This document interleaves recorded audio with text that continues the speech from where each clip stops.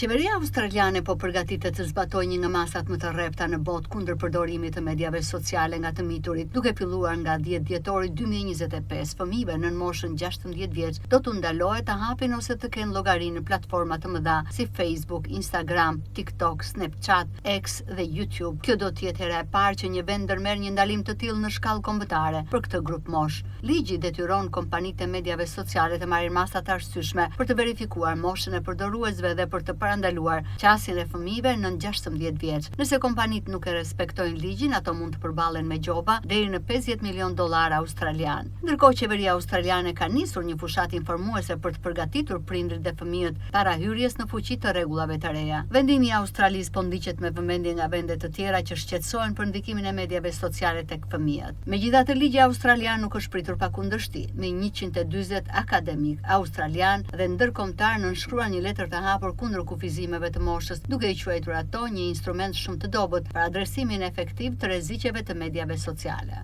Në fund, kjo nismë e Australisë mund të shërbejë si një eksperiment global për mënyrën se si vendet mund të mbrojnë të rinjt në një epokë digjitale, gjithnjë më dominuese dhe komplekse.